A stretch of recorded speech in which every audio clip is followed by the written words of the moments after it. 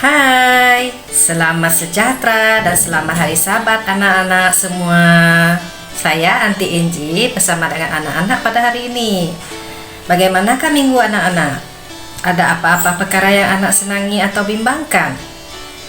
Ya anak-anak, Anti mendoakan semoga anak-anak di luar sana berada dalam keadaan sehat di samping keluarga. Anak-anak jangan bimbang karena Tuhan Yesus sentiasa ada bersama dengan kita, mengiringi kehidupan kita setiap masa dan setiap waktu.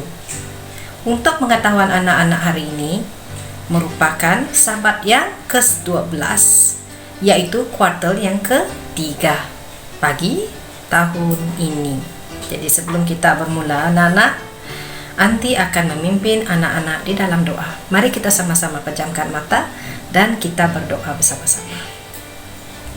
Tuhan Bapa kami yang bertahta dalam kerajaan surga, pada pagi yang mulia ini Tuhan kami bersyukur dan berterima kasih ke hadirat-Mu kerana telah menjaga dan memberkati kami di waktu yang lepas. Pagi ini kami sedang belajar mengenai firman-Mu ya Tuhan.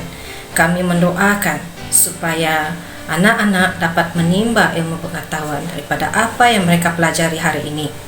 Tuhan, kami berserah semua ini dengan nama Tuhan Yesus jadi juru selamat semua kami. Amin. Oke anak-anak semua, tanpa kita membuang masa lagi, kita akan meneruskan acara kita hari ini. Sekarang kita akan memberikan masa kepada kanak-kanak dari Gereja Bombok dan juga kanak-kanak dari Gereja Simpang Boka untuk menyampaikan persembahan istimewa mereka pada pagi ini.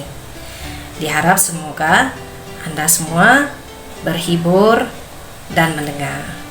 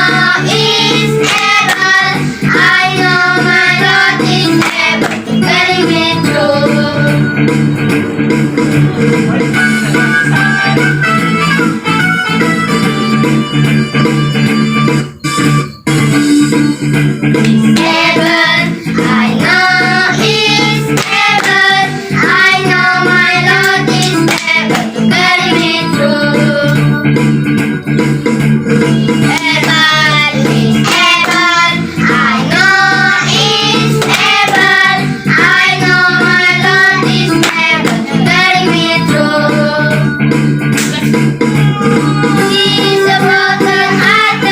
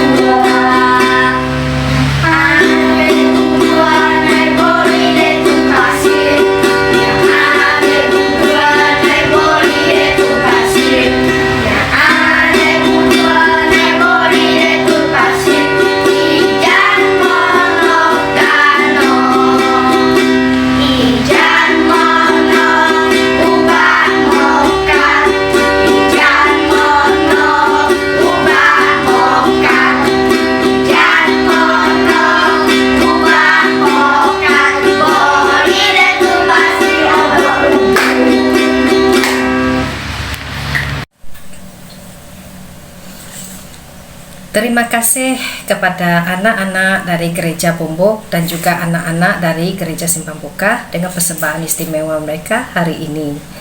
Oke, Anti berharap agar di sahabat yang akan datang ada lagi persembahan istimewa daripada mereka. Jadi tanpa kita membuang masa, kita akan meneruskan aktiviti persediaan kita hari ini.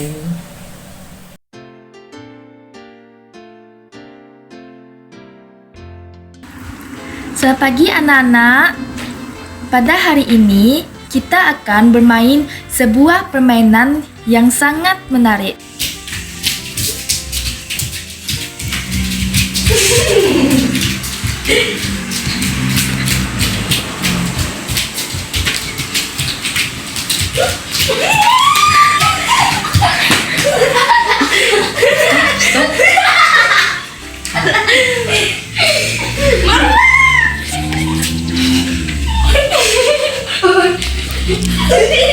Gak boleh.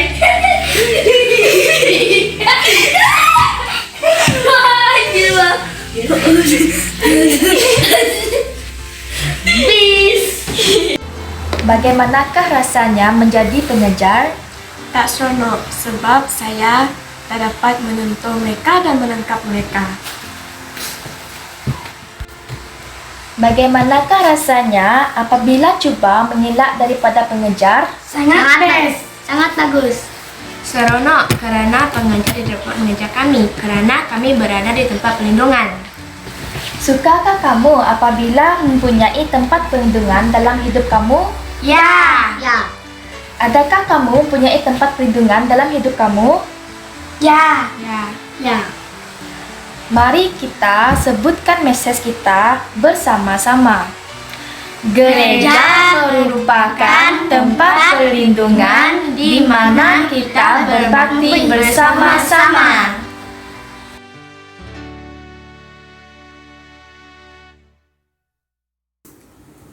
Selamat pagi semua dan selamat hari Sabat. Pada hari ini, Aunty Queen akan membimbing kita semua di dalam pelajaran Sabat yang ke-12. Sebelum kita bermula, mari kita berdoa dulu. Ya Allah Bapa kami yang bertakhta di kerajaan syurga, kami mengucapkan syukur dan terima kasih kerana Engkau telah memberkati kami pada 6 hari yang lalu. Dan pada hari ini kami dapat berkumpul bersama-sama untuk memuji dan memuliakan nama Engkau ya Tuhan. Berkatilah kami dengan Roh Kudus-Mu untuk belajar tentang firman-Mu ya Tuhan. Ampunkanlah segala kesalahan dosa kami dan lindungilah kami dari segala ancaman bahaya. Kami berdoa di dalam nama anak-Mu Yesus Kristus. Amin. Mari kita teruskan pelajaran kita pada hari ini. Jadi, kita dengarkan di dalam ayat hafalan kita. Ayat hafalan berbunyi, "Di rumah Bapakku terdapat banyak tempat tinggal. Jika tidak demikian, tentu aku mengatakannya kepadamu. Sebab aku pergi ke situ untuk menyediakan tempat bagimu." Di dalam Yohanes 14 ayat 2. Tajuk cerita kita pada hari ini ialah akhirnya diselamatkan. Kita akan mendengar tentang kisah seorang lelaki yang di dalam masalah. Lelaki ini, dia berjalan dengan kelam kabut. Dia berjalan dengan tidak tentu arah. Kemudian dia pun melihat ke belakang. Dan dia melihat ke belakang, adakah terdapat tentera yang masih mengejarnya? Tetapi dia tahu bahawa akan ada seseorang yang datang untuk pergi mengejar dia. Dia pun melihat ke depan. Dia melihat ke depan dan dia mencuba untuk berlari lagi dan dia berlari dengan lebih kencang. Sudah tidak jauh lagi dari situ, dia tahu bahawa terdapat sebuah kota yang bernama Kota Sikhem. Kota ini di mana orang katakan sebagai kota perlindungan. Sambil dia menuju turun ke bawah untuk pergi ke kota tersebut, dia melihat juga di sepanjang jalan terdapat beberapa orang yang menunjukkan jalan kepadanya dan orang itu mengatakan kepada dia, tempat perlindungan. Tempat perlindungan. Jadi, akhirnya di sini dia berfikir adakah dia dapat lolos, adakah dia berjaya untuk berlari ke kota tersebut. Di sini kita akan mendengar kenapa dia tiba-tiba berlari dan kenapa tentera pergi kejar dia. Mari kita dengarkan tentang cerita dia yang awalnya. Di sini lelaki itu dia tidak bermaksud untuk menyakiti tetangganya. Tetapi semasa dia memotong kayu, kapaknya telah mengenai wajah tetangganya dan akhirnya tetangga itu mati. Jadi dia telah membunuh seseorang dengan tidak sengaja. Dia tahu bahawa itu adalah satu kecelakaan yang tidak sengaja. Dia tidak berniat untuk pergi membunuh tetangga dia kerana kapaknya tiba-tiba jatuh huyung terus terkena dengan wajah tetangganya. Jadi di sini keluarga tetangganya itu dia ingin datang menemuinya kerana bagi mereka nyawa haruslah digantikan dengan nyawa. Jadi, oleh sebab itu, lelaki itu dia pun pergi berlari. Dia berlari kerana dia ingin pergi ke kota perlindungan, iaitu kota Sikem. Jadi, di situ dia pun berfikir jika dia dapat tiba di kota tersebut, dia mesti akan aman. Jadi, dia ingin tiba di sana kerana dia ingin memberitahu kepada para penatua bahawa apa kejadian yang telah berlaku dan apa sebenarnya yang terjadi. Kerana dia ingin mendapatkan keadilan. Dan dia tahu bahawa di sana dia akan dijaga oleh mereka. Jadi sambil dia berlari tadi, dia melihat ke belakang lagi dan dia melihat ada seseorang yang sedang berlari di belakangnya, tidak jauh dari belakangnya, ingin mengejar dia. Dia pun memutuskan untuk berlari lagi. Dia berlari lagi dengan semakin kencang. Cepat-cepat dia berlari. Kemudian kerana dia harus tiba di kota tersebut, dia mesti lari dengan laju lagi sebelum orang pergi tangkap dia. Dengan tidak jauh dia dapat melihat gerbang kota itu. Di sana dia dapat melihat terdapat para penatua yang sedang menunggu dia. Di sini dia pun berlari dengan kencang supaya dia dapat tiba di kota itu kerana dia harus tiba di kota Sikem itu. Jadi di sini kita dapat melihat bahawa Allah itu baik. Kerana kota-kota perlindungan ini merupakan idea daripada Allah. Jadi kerana dia mengetahui bahawa kadangkala orang dituntut oleh sesuatu yang tidak dia lakukan, iaitu terkadang ada orang yang membuat masalah tetapi itu bukan kesalahan dia. Dia macam berada di situasi yang tidak sengaja seperti situasi lelaki itu tadi. Oleh sebab itu, Allah pun mengatakan kepada Musa. Allah mengatakan kepada Musa untuk membuat kota-kota di mana orang-orang dapat berlari untuk mendapatkan keamanan dan akan mendapatkan pengadilan yang adil. Kota itu hanya dijaga oleh orang penatua dan orang yang tinggal di sana adalah orang yang dalam masalah dan orang yang berada di sana mereka akan diselamatkan. Tetapi jika mereka keluar dari tembok kota itu, mereka akan ditangkap dan disakiti. Oleh sebab itu, ada orang yang akan tinggal di kota itu untuk seumur hidupnya ataupun untuk sepanjang hayatnya supaya dia dapat hidup aman. Jadi cerita ini sama seperti situasi kita di mana kita juga memerlukan tempat perlindungan sekarang. Dan kita tahu bahawa Allah juga telah menyediakan tempat perlindungan untuk kita. Jadi mesej kita pada hari ini ialah gereja adalah tempat perlindungan di mana kita dapat berbakti bersama-sama. Mari kita ulangi ayat hafalan kita pada hari ini, iaitu di rumah Bapakku banyak tempat tinggal. Jika tidak demikian, tentu aku akan mengatakannya kepadamu. Sebab aku pergi ke situ untuk menyediakan tempat bagimu. Di dalam Yohanes 14 ayat 2. Bye.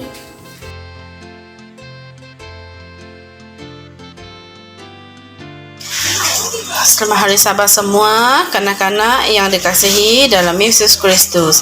Kita baru saja memperdengarkan cerita mengenai kota perlindungan dan gereja sebagai tempat perlindungan. Kanak-kanak, kita boleh mengaplikasikan pelajaran ini pada kehidupan kanak-kanak pada hari ini. Mari kita mulakan. Setiap kita ada gereja masing-masing kan, ada gereja yang kecil dan ada yang besar. Langkah pertama untuk menjadikan gereja sebagai tempat perlindungan ialah gereja harus ada pagar sekelilingnya, pintu yang ada kunci dan jendela-jendelanya yang ada cermin dan grill besi. Semasa pembaktian, pagar boleh dikunci dan pintu gereja boleh dikuncikan juga. Gereja juga harus ada tong-tong pemadam api. Semua ini dilakukan demi keselamatan gereja. Dalam gereja ada peraturan dan undang-undang. Semua orang yang masuk dan berjemaah dalam gereja harus bersopan santun dan beramah tamah. Semua harus riang dan gembira menyambut kedatangan satu sama lain dengan beri salam selamat hari Sabat. Untuk kanak-kanak, guru-guru sekolah Sabat kanak-kanak telah mempersiapkan diri mereka lebih awal dengan aktiviti-aktiviti untuk kanak-kanak supaya kanak-kanak seronok, riang dan selamat. Di dalam gereja besar, semasa pembaktian kesucian, kanak-kanak akan terus di bawah jagaan ibu bapa masing-masing. Semua hadirin harus senyap dan menghormati suasana suci dalam gereja. Yang paling mengagumkan ialah kehadiran Tuhan Yesus Kristus sendiri ada bersama dengan umatnya pada hari Sabat.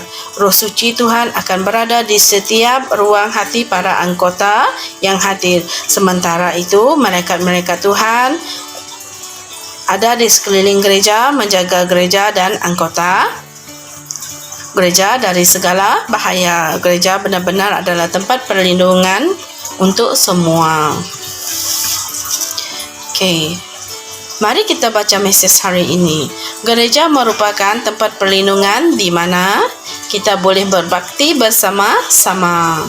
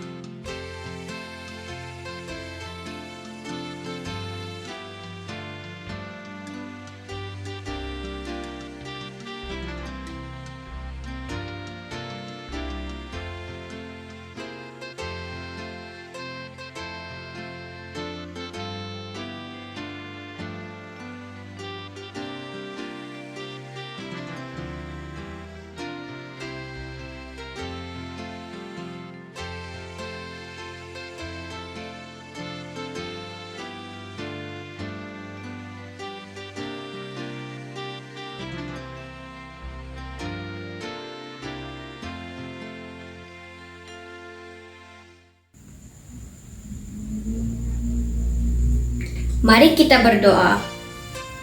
Tuhan Bapa yang bertakhta di kerajaan sorga, puji dan mulia pada nama-Mu. Engkau Tuhan yang Maha Esa, yang Maha Pengasih dan Maha Berkuasa. Terima kasih Tuhan Bapa kerana telah bersama-sama dengan kami dari mula hingga akhir program kami ini. Kami percaya program kami ini akan memberi berkat kepada kanak-kanak di seluruh Mission SDA Sarawak. Gunakanlah kami untuk menjadi anak Tuhan yang akan memberi berkat kepada diri kami dan juga kepada orang lain. Berkati juga guru-guru sekolah sahabat kanak-kanak yang melayan hari ini.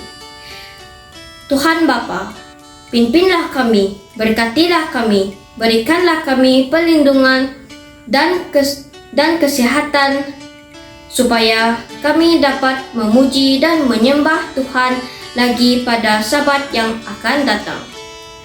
Ampuni dosa-dosa kami dan segala kesalahan kami. Kami berdoa dalam nama Yesus Kristus, Tuhan dan Juru Selamat kami. Amin.